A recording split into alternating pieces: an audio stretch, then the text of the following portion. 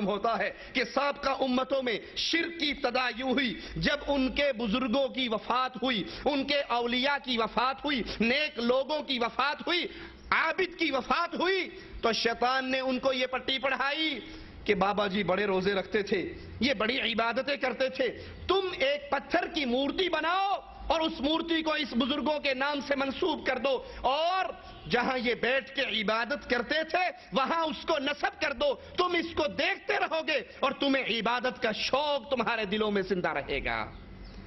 لوگوں نے ایسا ہی کیا، اور جب وہ امت گزر گئی، وہ قوم گزر گئی، تو پھر وہ ان کے عبادت کو دیکھ کر خراج عقیدت دینے والوں کی اولادوں نے اس عقیدت سے عبادت کا کام شروع کر لیا۔ قرآن حکیم نوح علیہ السلام کی قوم کا جواب بیان کرتا ہے، لا تذرن آلهتكم ولا تذرن ودا ولا سواعا ولا يغوث ويعوق ونسرا۔ جب نوح علیہ السلام ان کے سامنے قولوا لا الہ الا اللہ کا آوازہ رکھتے ہیں تو قوم جواب میں کہتی ہے اپنے معبودوں کو ہرگز نہ چھوڑنا، نہ ود کو، سوا کو، یغوث کو، یعوق کو اور نصر کو بالکل نہ چھوڑنا، یہ پنجتن پاک ہیں، نوح کے پیچھے لگ کر اپنے پنجتن پاک کی عبادت سے مڑ نہ جانا۔ نوح علیہ السلام کی قوم بھی پنجتن پاک کو پوچھتی تھی، آج کلمہ پڑھنے والے بھی پنجتن پاک کو پوچھتے ہیں۔ تو پنجتن پاک کی یہ عبادت کا تصور آج سے نہیں ہے، اس دور سے چلتا آ رہا ہے۔ آج بھی پنجتن پاک کو پوجا جاتا ہے یا نہیں؟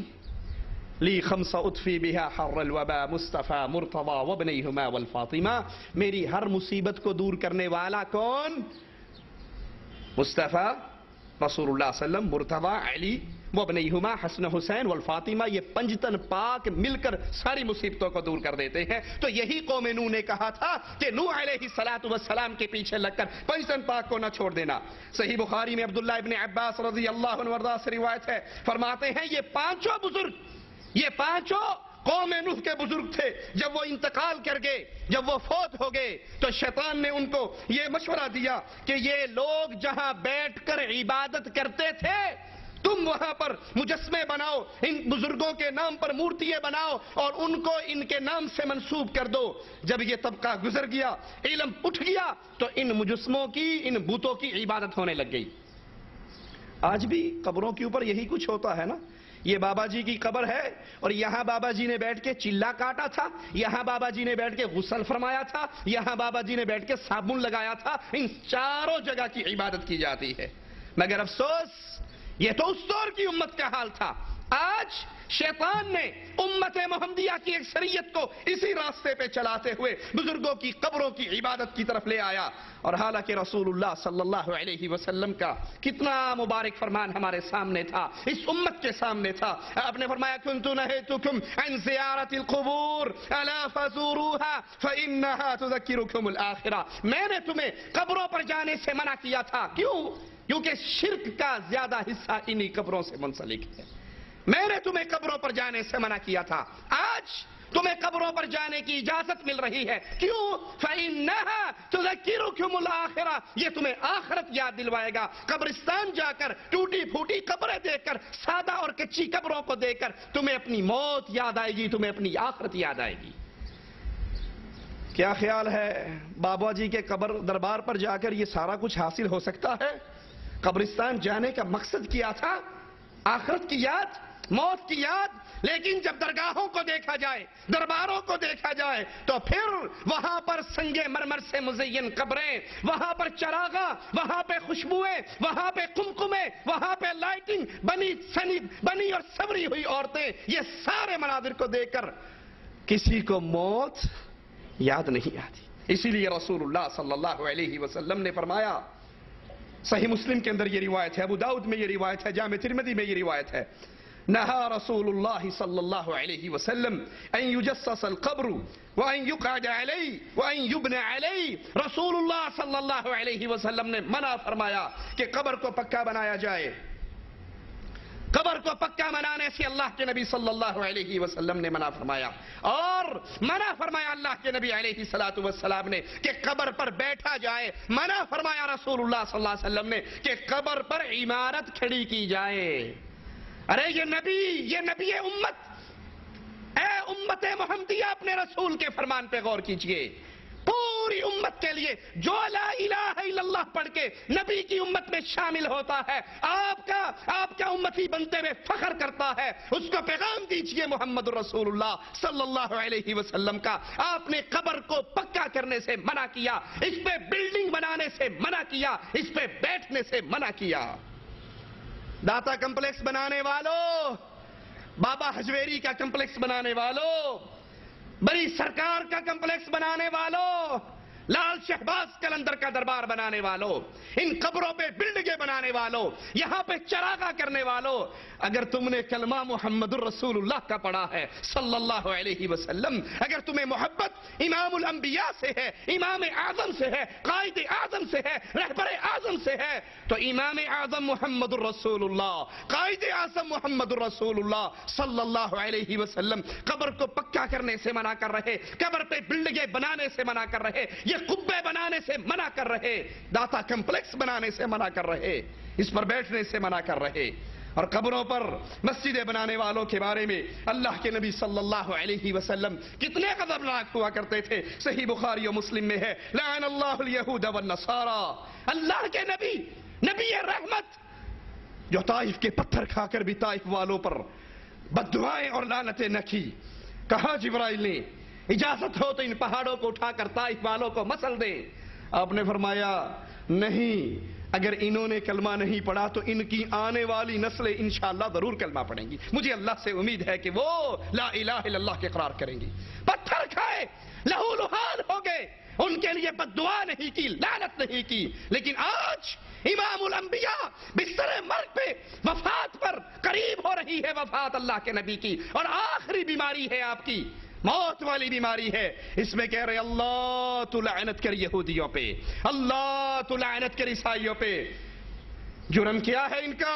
اتخذوا قبور انبیائہم مساجدا، ان ظالموں نے، یہود و نصارہ نے اپنے انبیاء کی قبروں پر مسجدیں بنا لی۔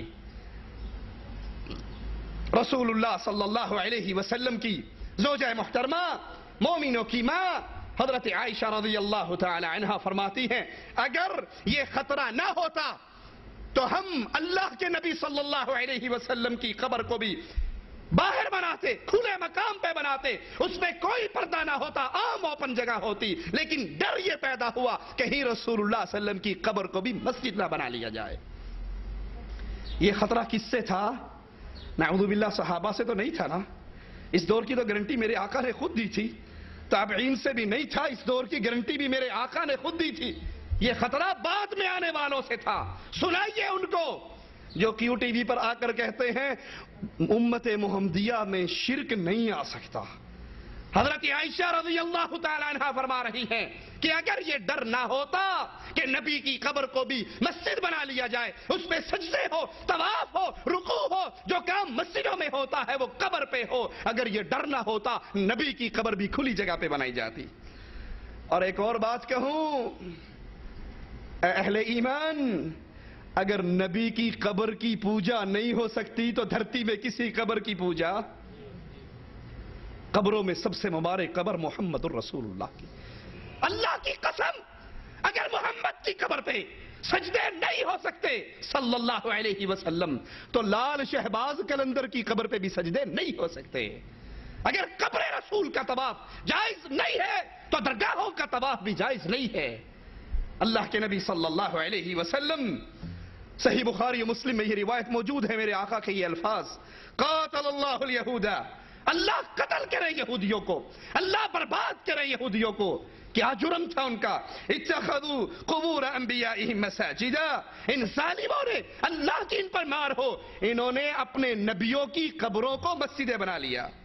صحیح بخاری میں ہے، حضرت عائشہ رضی اللہ تعالی عنہا فرماتی ہے نبی کریم صلی اللہ علیہ وسلم موت کے قریب سے قریب تر ہو رہے ہیں، آخری بیماری ہے، موت کی بیماری ہے۔ بعض بیوییں اللہ کے نبی صلی اللہ علیہ وسلم کے پاس بیٹھی ہیں اور وہاں حبشہ میں ایک ماریا نامی گرجا گھر کا ذکر شروع ہوتا ہے، اور اللہ کے نبی صلی اللہ علیہ وسلم کی ازواج میں سے ام سلمہ اور ام حبیبہ یہ دونوں ہجرت کے سلسلے میں حبشہ میں قیام کر کے آئیں، اس کا ذکر کیا، اس گرجا گھر کا ذکر کیا، اس کی خوبصورتی کا ذکر کیا، اس پر لگی ہوئی تصویروں کا ذکر کیا۔ آج درباروں کی خوبصورتی یہ نیا کام نہیں، وہاں پہ زینت یہ نئی بات نہیں ہے، پچھلے دور کے مشرک بھی اپنی قبروں کو ایسے ہی سجایا کرتے تھے۔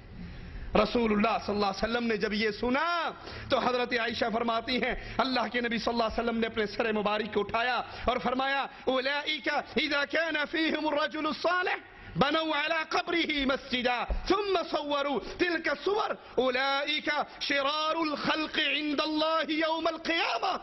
یہ وہ قوم تھی جب ان میں کوئی نیک آدمی فوت ہو جاتا تو اس کو دفن کر کے اس کی قبر پہ عبادت گاہ بنا لیتے اور نیک لوگوں کی تصویریں بنا دیتے۔ یہ قیامت کے دن اللہ کے نزدیک بدترین مخلوق ہے۔ اللہ کی مخلوق میں سے سب سے بدترین مخلوق قبروں کو مسجدیں بنانے والی، قبروں کی عبادت کرنے والی، اس پہ درگاہیں بنانے والی، اس پہ قبے تعمیر کرنے والی، ان کا طواف کرنے والی، ان پہ سجدے کرنے والی، ان پہ رکوع کرنے والی، یہاں بیٹھ کے قرآن پڑھنے والی، یہ بدترین مخلوق ہے اللہ کی مخلوق میں قیامت کے دن۔ اور صحیح مسلم میں ہے رسول اللہ صلی اللہ علیہ وسلم نے فرمایا الا وان من كان قبلكم كانوا يتخذون قبور انبيائهم مساجدا، خبردار تم سے پہلی جو امتیں تھی وہ اپنے نیک لوگوں کی انبیاء کی قبروں کو مسجدیں بنا لیتے تھے۔ فإني أنهاكم من ذلك، اور میں محمد الرسول اللہ صلی اللہ علیہ وسلم تمہیں ایسا کرنے سے منع کرتا ہوں۔ اللہ کے حبیب علیہ السلام نے اپنی قبر کی عبادت سے منع کیا۔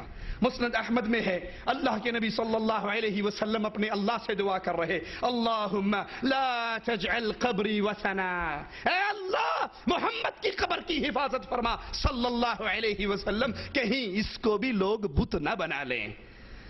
کیا معنی؟ جس قبر کو پوجا جائے وہ بت بن جاتا ہے، جس قبر کی عبادت کی جائے اللہ کے نبی خود دعا کر رہے ہیں اے اللہ میری قبر کو حفاظت فرما، کہیں اس کو لوگ پوجنے کی جگہ نہ بنا لیں۔ لعن اللہ قوما اتخذوا قبور انبیائهم مساجدا، اللہ کی لعنت ہو اس قوم پر جو اپنے نبیوں کی قبروں کو مسجدیں بنا لیتے ہیں۔ اب قبروں کو مسجد بنانے کا معنی کیا ہے؟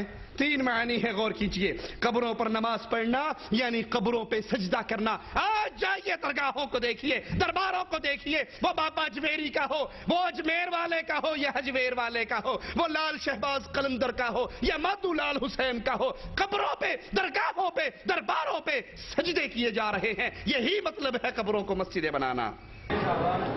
کہتے ہیں شاباش، دعا کرتے ہیں شاباش، کہتے ہیں شاباش،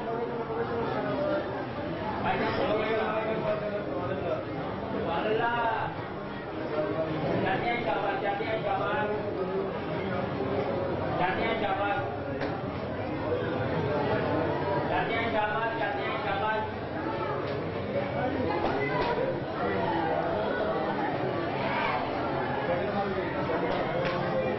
کہتے ہیں شاباش، ہر بیٹا کہتے ہیں شاباش، کہتے ہیں شاباش، چلو بیٹا کہتے ہیں شاباش،